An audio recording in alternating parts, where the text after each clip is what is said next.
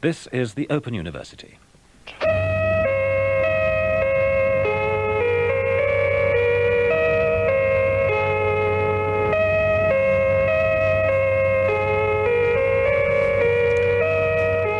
Welcome back to these pseudo-academic broadcasts of the Open University, an Open University, as I like to stress.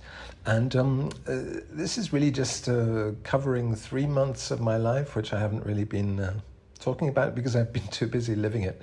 My girlfriend Naomi arrived from Paris at the end of March, and we switched to a new apartment in Metaxourgio, which is the worst area of Athens in terms of just a lot of people living on the street, a lot of bloody syringes being thrown into your path as you pass. In fact, even we had a friend who was had to be taken to hospital. Friend of a friend, rather, came to an art gallery in Metaxourgio and stepped on a heroin needle, which was jutting up from the pavement. A lot of crackheads, a lot of meth heads, a lot of heroin addicts here. But the apartment which I'm staying in is very elegant, and so it's been a good base for three or 4 months of further explorations of this wonderful city, Athens.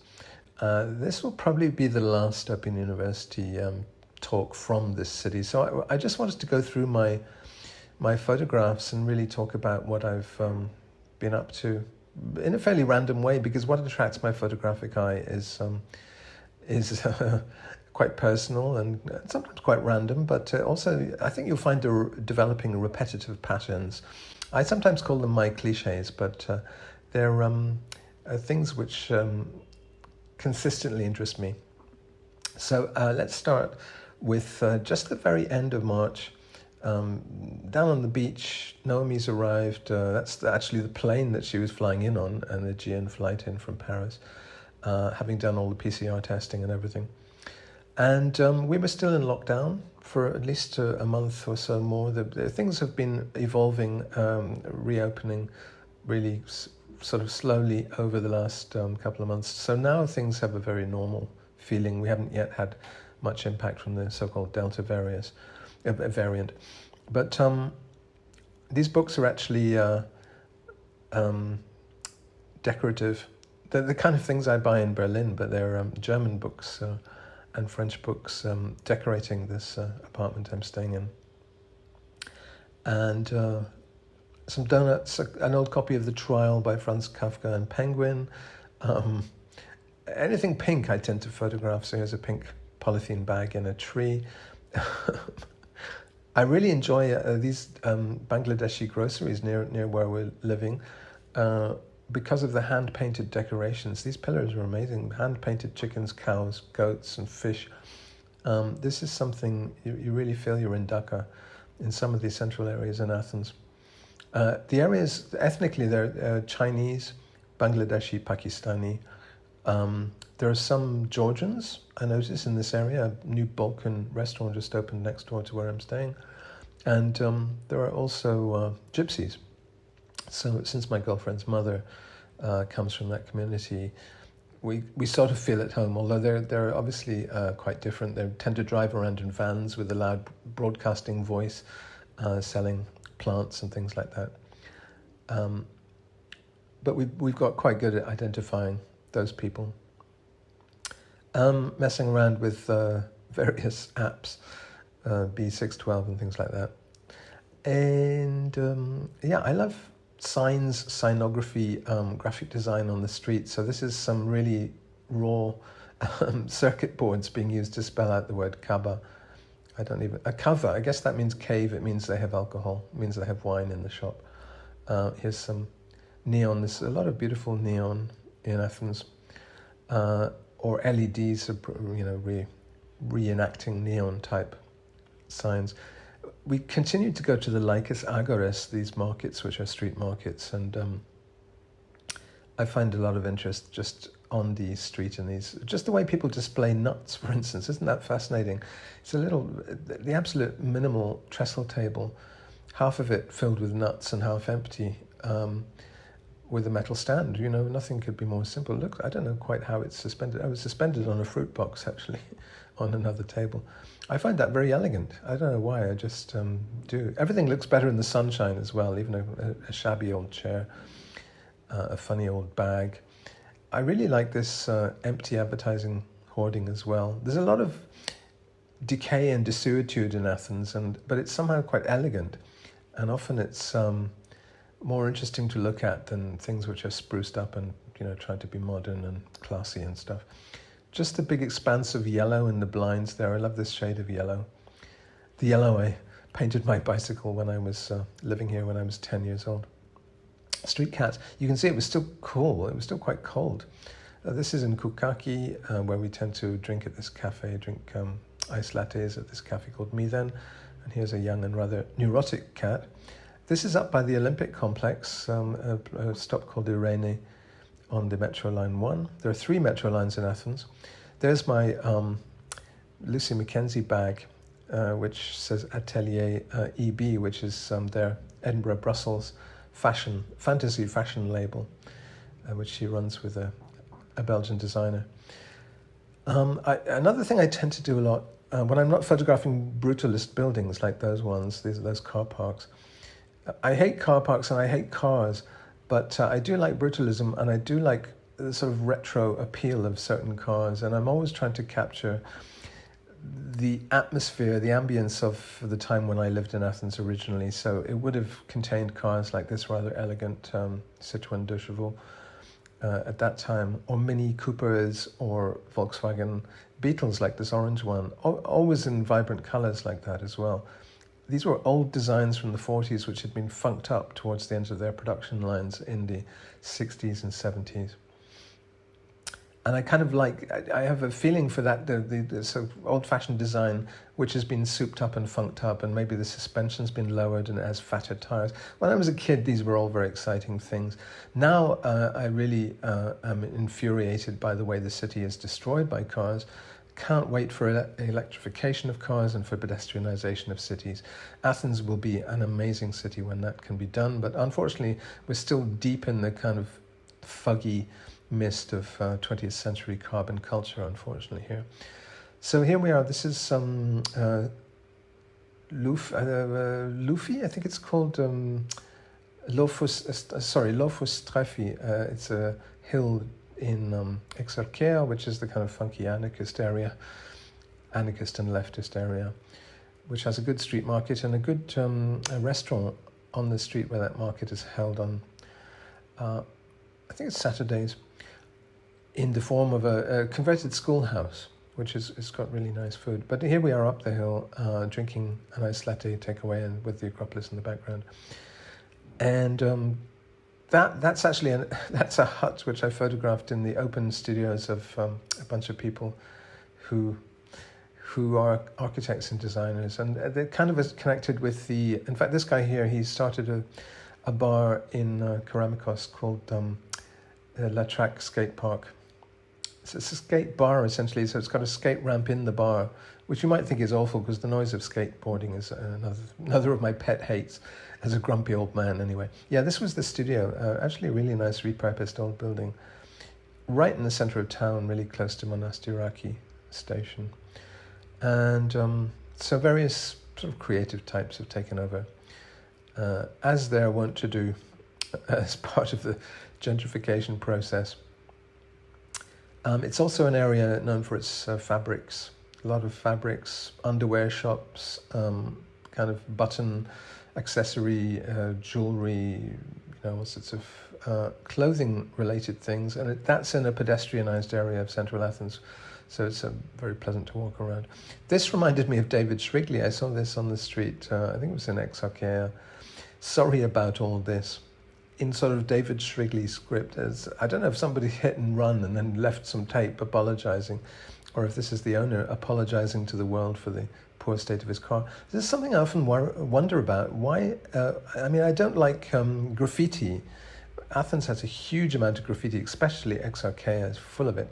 I often wonder why people don't graffiti on private cars, because that would be two things I hate, coming into collision and sort of cancelling each other out. That'd be wonderful. Graffiti could actually serve a useful political purpose in destroying people's cars? And the answer, of course, is you'd get beaten up if you tagged your name on someone's private car. But I think it would be a very worthy risk to run if you're really a dedicated tagger.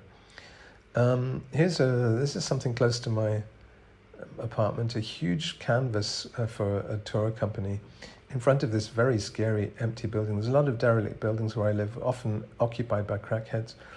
So it really is dystopian. This cat, you get to know the wild cats of Athens, especially if you go back to cafes regularly. There'll be a cat connected to a cafe, or just one that drops by and tries to fleece the customers for titbits and for affection. This was a very friendly tabby cat, which I think has died, because this last time I saw it, it was rolled up in a ball and not really responding to very much, and then I haven't seen it since. Unfortunately, I think that cat has crawled away into a corner and died, as they tend to do. They like to be solitary, and they like not to bother anyone when they die. The bookshops of Exarchaea, shadows on trucks. These beach balls I keep photographing because of their bright acid colours. Always remind me a bit of the cover for the second Certain Ratio album. And the sea, which is just a short trip away down on the tram. The tram lines keep expanding back to their original capacity as well. There was just one running when I first arrived in Athens. A butcher's window, rather brutal, almost a Francis Bacon-esque kind of look to this butcher's window. Muslim butchers tend to have these very glamorous displays for their meat, as if it's a girly show or something. It's weird. Some Brecht, which I found in a junk shop in Kukaki. Didn't buy it, but it's got a beautiful cover. I really like that simplicity. This was a poster in Kifisia, No Time to Die, the Bond film, which keeps getting put back because, of course, it's no time to release a film called No Time to Die. I'm also interested in this because it uses the same typeface as my Athenian album, which I didn't realize at the time when I was specifying that typeface to the designers Joshua and Kostas. This is, kind of weird fabrics are really what rocked my world. And these street markets, you get some, what is that, chicks hatching out of Easter eggs, I suppose, for €3. I love these sort of folksy fabrics. This is the sun motif in my local metro station, which actually I think you could see in the last video I made, so I'll pass swiftly on. This is a market in Halandri. Oh no, sorry, no, this is actually up at Marousi, a Saturday market at Marousi, which is a very pleasant one. And this is down in Nicaea, which is at the end of the blue metro line. Some fantastic signs around a pet shop. I love old sort of signs, 80s signs. Look at the drawing of the fish on this. It's really, I would hang that on my wall. Or put it in my aquarium even. Some of the vegetation around the foothills of Lycabettus. You can see the tower up there. That's my favorite park, I think. Just the way the tropical, sort of semi-tropical or semi-arid vegetation, cedar trees, pine trees, cacti, tortoises. I love that park. And here's a hand-drawn book cover. I guess the real cover's been torn off and someone's made their own alternative cover. Here's a shop just called Kra, an abandoned shop in Nicaea called Kra. It always excites me sort of imagining either living in an abandoned shop front, especially one just called Kra, or actually deciding what kind of shop to start in that. Again, this is Nicaea. Nicaea is very run down in rather an interesting way, because you'll see all these sort of strange motifs and decorations there, which you can't quite place. I can't quite place. Yeah, the way the light shines through a semi-opaque bowl. I found these Chinese folding hats in a shop just up the street from where I'm living, which I haven't seen sold in the West anywhere. In fact, I bought the last two, so they're no longer there. But this was a hat I bought in Myanmar in 2018. Very similar, the same design from the same company in China, obviously. Interesting to see it in Europe at all. This is a car. I mean, again, I hate cars in general, but these ones fascinate me. They were a co-production of was it Renault or Peugeot? with a Greek company, which was I think it was like an agricultural machines company or something, and then they teamed up to do a kind of off-road version of, I think it's Citroen. It's actually a Citroen. It's kind of using the chassis and the mechanics of the Citroen 2CV, but then they do this kind of semi-military, rather stealth jet or Tesla kind of body on top of it. And so I was collecting these. I would see them. They'd always have a flat tire. They'd be parked on some street in Halandria or somewhere. But they have a certain appeal, you know, a certain style to them, a bit like beach buggies, non-standard cars. Another example of, I mean, this is a Chinese woman at my local market at Metaxorgeo. She's got this strange motif on her jacket. I think it's been a dragon, but it's been sort of semi-ripped off, and so it looks like an almost abstract image of, maybe it's some triadic symbol, I don't know. This is out at the airport, a fascinating place, Hellenikon Airport, which was my first experience of Greece, because I flew in 1969 to this airport. Also, Naomi, her first trips to Greece with her family, used this airport. It was operating until the early 21st century. And now it's this kind of wreck. It's just been, it's run to seed. It's got these old planes standing on the tarmac. Olympic Airways itself no longer exists. It's just a regional carrier now, using the name Olympic, but it's really not the same as the state-run Olympic Airways, which was Greece's national carrier until the turn of the century approximately. But this airport is kind of like a vision of the future. It's a vision of the past, in that I do remember being taken by my mother to be sent back to boarding school in Scotland, which I hated. I loved to be in Athens, and I hated to be in Edinburgh, the Athens of the north, but without the weather.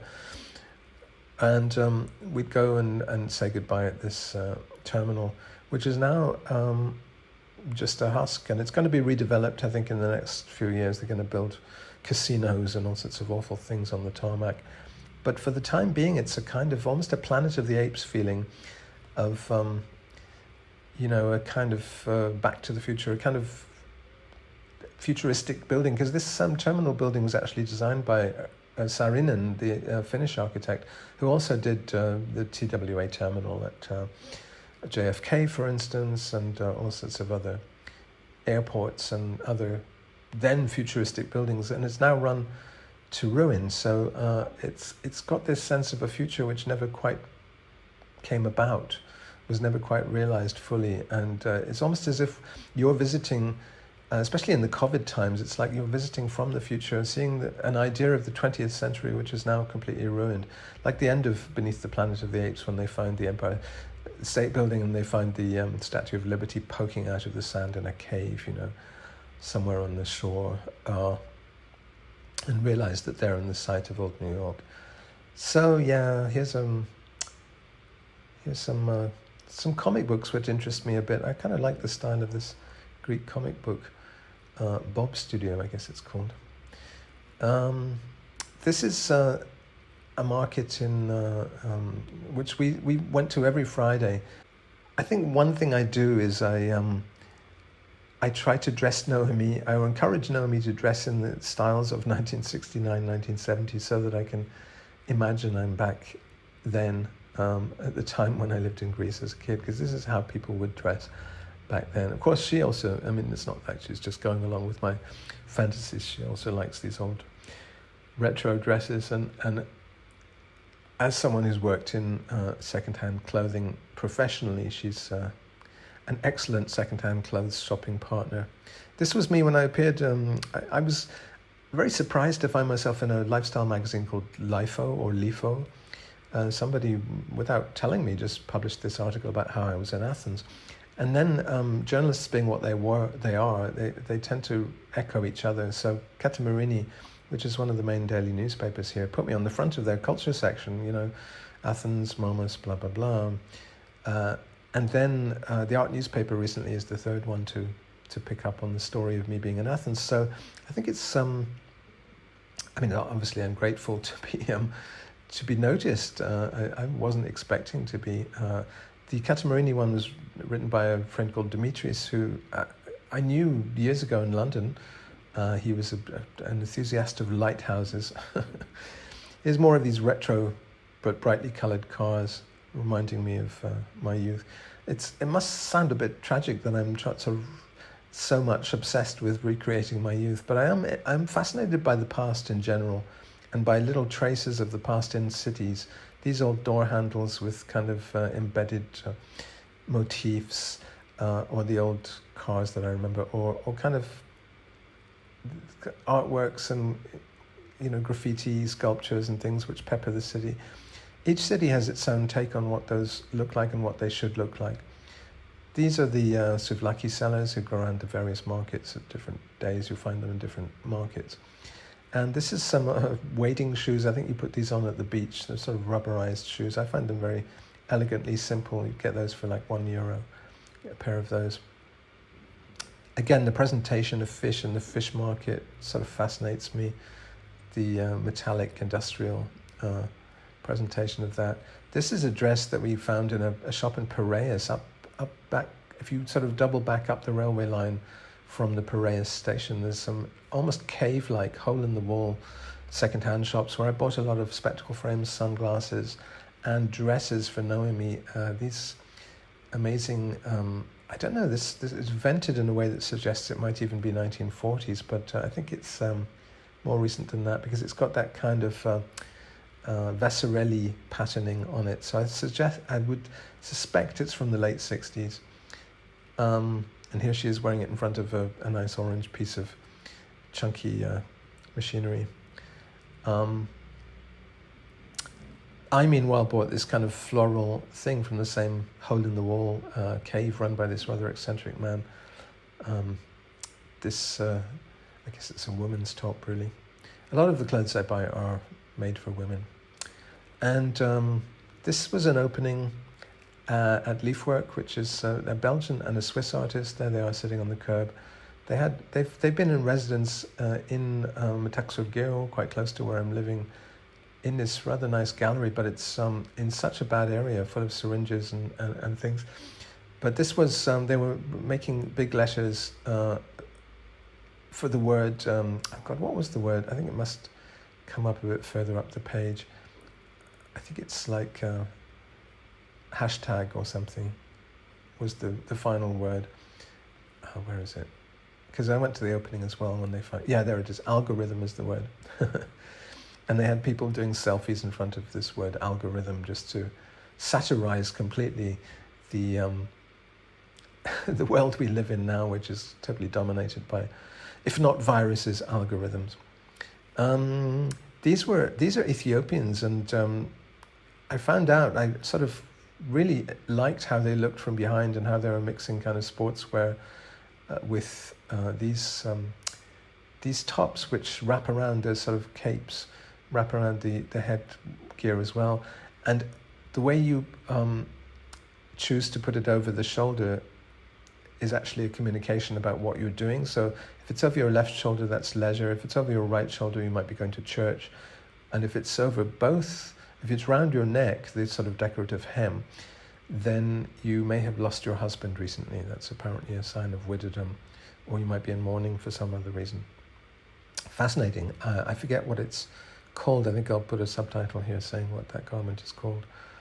And lots of onions, lots of pomegranates. This is lettering which is pigeon-proofed from 2004.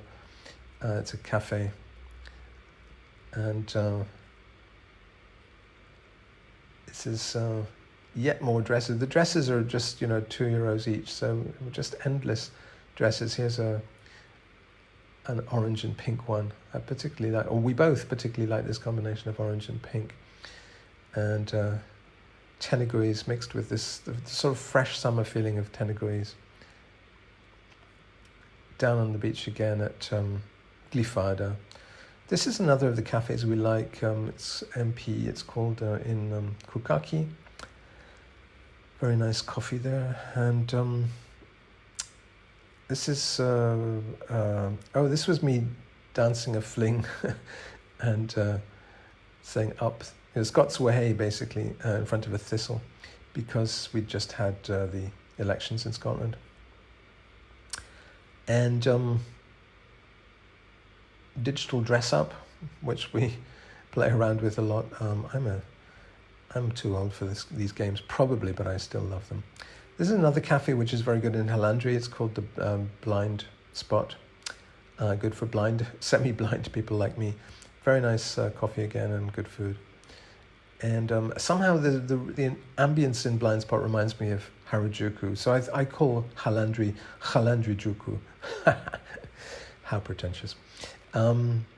This is more dresses, orange and pink and blue with stripes. These are East German dresses from the mid to late 70s. And God, there's so much to get through. This is one we didn't buy because it had a stain, but it has I'm fascinated by the pattern on that one. Seems like a real antique from the mid 20th century. And why do I project cars on my wall? I don't know. I hate cars. Why do I bring them indoors even? More markets, more digital dress up. This was a guy, he was a clown in Nea Smyrna. He was sort of amusing the children in a park one minute. Then we got on the tram and forgot about him. And he was on the tram. And as you can see, he didn't take his legs off, his stilts off. So he was crushed up against the ceiling of the tram with his head actually flattened against the ceiling. Very uncomfortable because the tram sways about and he was really, he could have collapsed quite easily. This was a graveyard, fascinating, up in the north of Athens, where a surgeon has died and has had a mosaic made of him. And this guy, I don't know what's happened to him. He melted in the heat or something. There's a horrible practice in Greece. The Greek Orthodox religion makes you disinter after a couple of years the remains of your loved ones. So a lot of people I know have lost, their mothers or even their partners, and then had to disinter them and, seen these dreadful sights which will haunt them forever of cockroaches running out of skulls and things like that. Just really horrific. I think it's a terrible practice. And it would actually force me to leave. If I were inscribed in that religion, I would leave the religion rather than have to bury someone just for 2 years and then disinter them and move them somewhere else. Just seems horrific. This is some nougat. And people at my local market, there is a very international feeling. This is African people and Muslim people, and it's not as cosmopolitan as Paris, obviously, but there is a lot of, there's a big population of Africans and subcontinental Asians. This is a shop called Vacant. It's not called Vacant. It's called Remember Fashion, where I bought a pair of trousers, kind of brindled trousers, which make me look like Nureyev in L'après-midi d'une faune. These trousers. It's kind of from a hippie line done by some Greek designer who lives on an island, and most of his clothes are hand painted. I think these are a photographic tie-dye. And yet more 2CVs, yet more clothes. This is actually just headscarves and things, and a kind of juxtaposition, never intended, because one of them's totally transparent. And here's an auto harp, which is in La Traque Skate Cafe, which is identical to the one I have in Berlin, which I used notably on Summer Isle. And that was amazing. How did they have a German auto harp exactly like the one I have? We went to the Acropolis finally, just before the tourism really restarted, so it was still fairly empty. We had been actually on the day, I think the first Sunday of every month it's free to everybody, it's open, but there are huge queues. So we had been at one of those and been kicked out at closing time. We didn't go early enough, but we went back, paying this time, and that was, it's always a bit of a high. You're lifted to a different spiritual level. I think there's something very interesting about being amongst the ruins of another culture, another civilization. Weirdly enough, it's a bit like being in Berlin, being surrounded by Nostalgie, the kind of sense of a vanished communist republic which lasted, until 1990 or so. This was obviously much older republic, the Greek one, but has the same thing. This is a cafe we like a lot now, Odeon, in the Metz area, and it's next to this Theta Kappa Mi bookshop, which is kind of books and gifts. And, it's the only place I've found in Athens which has the International Art Press, for instance. Although when I bought Frieze there, I have to say I leafed through Frieze and was very disappointed by how guilty it was. Every single review is dominated by guilt, bourgeois guilt about their own privilege. I think the art world is in crisis now, a crisis of guilt. This is a submarine in the military museum, and next door to the military museum there's a Byzantine religious icons museum. So we got a combi ticket to all the museums. There's a fascinating epigrammatic museum or epigraphic museum, which is about inscriptions on stones. And then there's the archaeological museum. Then we found a shop which was like a museum, this is out near the art school in not Philothei, but down the one line, halfway down to Piraeus, you get the art school, and there's this, it's almost like a theatrical props shop, a lot of old junk lying around. So again, a perfect site for me to relive 1970. This was an old cabinet with even little stickers of cartoons, retro cartoons and things. Kind of thing you would find on the streets of New York. When I lived in New York, I had a lot of old Chinese furniture with stickers and things on it. Again, that fascinating mix of something perky and modern and commercial and mainstream with something quite traditional. There'd be a really dark wood chest of drawers with these sort of funny stickers that some kid had stuck on them. This is the ferries of Piraeus, and of course every time you go down to the coast you start fantasizing about taking trips to the islands. Something we eventually did. That's the art school. Under repair at the moment. They're refurbishing it during COVID, taking the opportunity to do up the buildings and things. But yeah, the junk shops and things. Ooh, God, we still have so much to do. This is just experimenting with clothes mostly, and this was so bizarre. There's a picture of David Bowie blowing bubblegum in a funerary monuments maker's window, as if to say death is cool because look, Bowie's doing it. Here we are all decked out in pink. And there's me brindled. This was the Contemporary Art Museum, which had been this big empty box as far as we were concerned, because it was locked down for almost 6 months. But we finally could go and visit see the Contemporary Art Museum, which only just opened, I think. I mean, it was in crisis. It was supposed to open in 2012, and then it was in crisis, and only survived thanks to a donation from the Stavros Niarchos Foundation. And it's worth a visit. It's interesting. It's got some good stuff in it. That's the view from the roof of the Acropolis as well, which is worth grokking. And this is back on Lycabettus Hill. There's a cat that, again, I haven't seen for a while. We call him gingembre, ginger, or gingerbread, actually. A very friendly ginger cat. This is the and yet another museum. I think it's called the Modern, near the Hilton Hotel, right next to the Hilton Hotel. It's this the National Gallery, I guess it's called. And I was taking costume tips. The way the Greeks used to wear kilts. These rather kilt-like things. I'm fascinated by evzones, who are the kind of military guards with pom-poms in their toes and baggy trousers. I'm fascinated by any Greek history which involves baggy trousers. So there's been a lot of, for instance, at the Benaki Museum, an exhibition commemorating 200 years since the Greek Revolution, the independence, the rebellion against the Ottoman Empire, which happened in 1821. So we're at 2021, 200 years of fierce independence.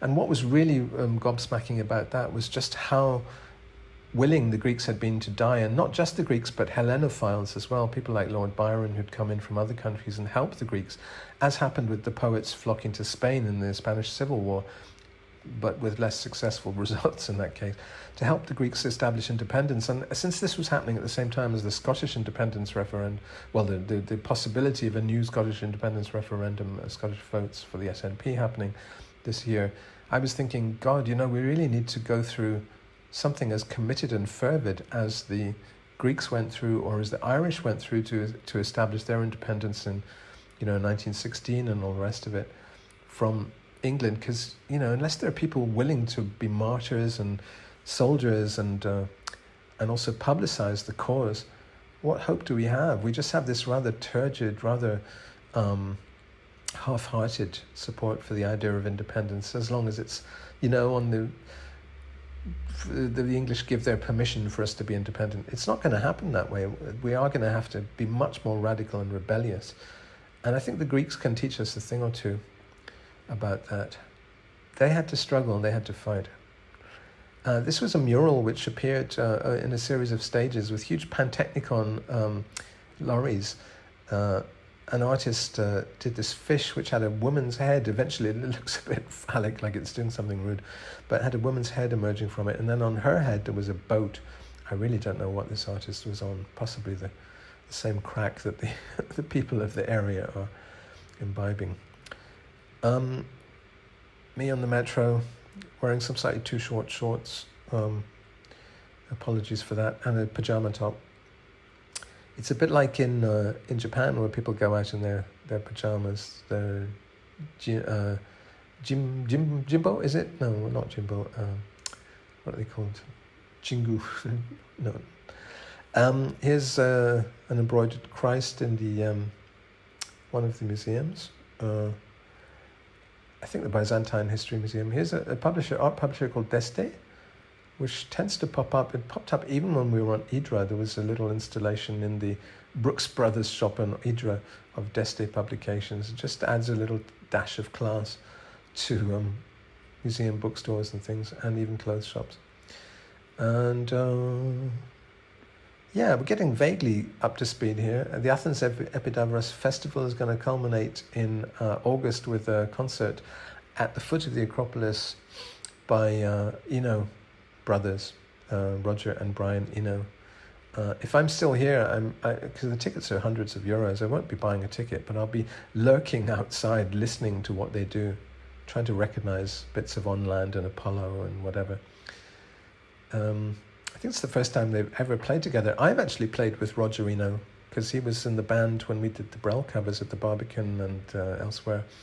But Brian has never played live with his own brother. Isn't that interesting? I've done it. He hasn't. Never met Brian. Roger was surprisingly humorous. He was a bit of like an 8-year-old who cracks jokes in the playground constantly.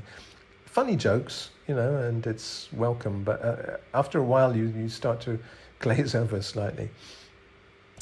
This is Naomi imitating a singer, a Japanese singer. She's this is really how we met, because she's a big fan of Japanese, obscure Japanese pop, especially girl pop. Well, not girl pop, but pop sung by women. And that album, actually, which I didn't know, but which I investigated, is actually very interesting. I wish I could read the artist's name. Naomi could read it, because she can read Japanese and Chinese.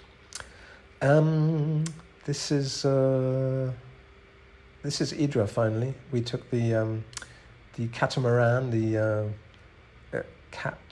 speed cat, a flying cat, I think it's called, which is the boat you take, and it just takes 90 minutes or so from Athens, and then you're on this amazing island with no cars. No cars equals paradise, and it's very interesting because you hear totally differently. We're in this very chic hotel called Hydra Icons, and sitting on the roof of that, you could hear the goat bells, the goats up on the hill. You could hear horses whinnying. You could hear people's conversations kilometers away, it seemed. And you could see Leonard Cohen's house just across the valley, Adam Simchik's villa when he was organizing Documenta. He had a place on Hydra. Very nice. We only had really a day on Hydra, but a day and a bit. But it was an extremely refreshing break, and just a sign of, it has a theme parky kind of feel to it, because there are no cars, because you feel so safe and because it's so tourist oriented. But just a beautiful image of how the world could be without cars. Thankfully, this is something Paris is progressing towards with speed, thanks to the wonderful Anne Hidalgo, the mayor of Paris. But Athens is just completely ruined by cars at the moment. This was an opening of a group of artists, including Elena Chansis, who has been a fantastic guide to the art world for us while I've been in Greece. A very good artist, and here are some of her paintings. She made these based on events in her life during lockdown, and she made a very nice little key to what the paintings are, when they were made, and what they represent for her. And then we spoke to the person who had the best stall that we found so far, and this is the one in the one where we buy all the retro 70s German clothes. And she said she gets her clothes from a place out in the suburbs, out at a place called Metamorphosis, called Iperkilo, which is a second-hand clothes dealer which just has a warehouse full of white sacks of old clothes. Here it is. So we took a trek, involved a lot of walking on dangerous sidewalk-free roads with trucks roaring by. We finally found this place, Iperkilo. And these sacks cost about 80 euros each. They're sold by weight. If they're 20 kilograms, it's about 4 euros per kilogram. So you have to really do a lucky dip. They allowed us to open one of the sacks, and they had some clothes on hangers nearby, but it wasn't the stuff that we are used to finding, the really nice polyester stuff that I spoke about in the last lecture. So we were a bit disappointed with that. We would have to have been dealers. I think they thought we were dealers, and we thought we were going to buy a whole bunch of sacks and drive away in a truck and sell them at the markets or something. But in the end, we just spent 10 euros and bought some. I bought that retro 70s shirt, this really 1972 kind of color, and a nice floral pattern. And that brings us up to the present. Naomi has had to go back to Paris, and I'll have to go back to Berlin, and then rejoin her in Paris eventually. Here she is knitting me some new, not darning, what's it called? It's a different technique, but this hooked needle technique of there's Alzheimer's, because I can't remember what it's called when you do that. But making me some new eye patches, which is an absolute requirement of my girlfriend. And this is. I went up. I appeared on stage with Blaine Reininger, who used to be in Tuxedo Moon. Well, still in Tuxedo Moon actually, at an event in the Ghazi Technopolis. It's an event commemorating a mutual friend of ours who died of cancer. Here we are on stage, the Gimme Shelter Film Festival, which was set up by Nikos Triandafilidis, who made the documentary Amongst Women Only when he was still a film student in London, about me and about Hippopotamomus getting 0 out of 10. And he died of cancer in 2016, I think. Yeah, 2016. And so we were just talking about Nikos, and he became a film director, made a lot of films which were noted in Greece, and then died of lung cancer from smoking too much, unfortunately. But Blaine was really adopted by Nikos and moved to Athens because of Nikos. I remembered him more as a young student, so we were reminiscing about Nikos at this. And then since then, I've sort of befriended Blaine Reininger and been out to his house and everything. And so, that's where we're at. And I've very much loved this 6 months in Athens. It's 7 months, I guess, now. Probably I will have to leave now. I've got various things I have to look after elsewhere. How will I cut this down? God, 44 minutes. I don't think I can do the whole thing. Anyway, see you next time. Open University.